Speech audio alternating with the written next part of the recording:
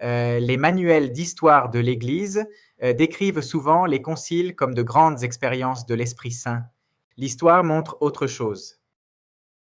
Moi, je suis le professeur Xavier Digital Morales et dans cette vidéo, je t'invite à comprendre quand et comment est née l'idée selon laquelle, lorsque les évêques de l'Église se réunissent dans le cadre de ce qu'on appelle, selon les cas, un synode ou un concile, Dieu agit en eux.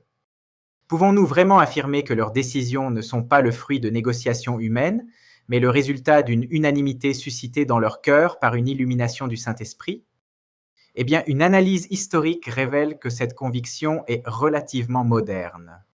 Au cours des premiers siècles du christianisme, l'autorité des décisions d'un concile ne résidait pas dans l'intervention charismatique du Saint-Esprit, mais dans la continuité avec les décisions des conciles précédents. Les évêques se considéraient non pas comme les transmetteurs de la volonté de Dieu, mais comme les gardiens d'une tradition reçue. De fait, lorsque les pères de l'Église ont commencé à parler de l'intervention du Saint-Esprit dans les conciles, ils l'ont fait pour exprimer non pas une expérience spirituelle immédiate, mais la reconnaissance rétrospective de décisions controversées dans des contextes de conflit. L'exemple le plus frappant est celui de la reconnaissance de la formule de foi rédigée par le premier concile d'envergure mondiale, celui de Nicée en 325. Cette reconnaissance n'a pas été facile et a pris environ un siècle. Finalement, Cyril d'Alexandrie, dans les années 430, affirma que, lors du concile, la promesse faite par Jésus à ses disciples s'était accomplie.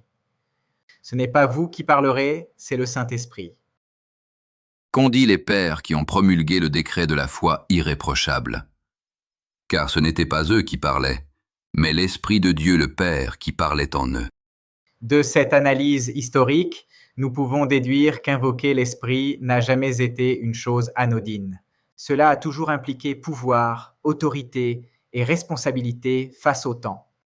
Cependant, Dieu n'est pas un manipulateur des décisions humaines. Il est le libérateur qui rend ces décisions possibles. Le Saint-Esprit n'est pas un sceau d'infaillibilité automatique, c'est celui qui souffle où il veut, et nous ne savons pas d'où il vient ni où il va.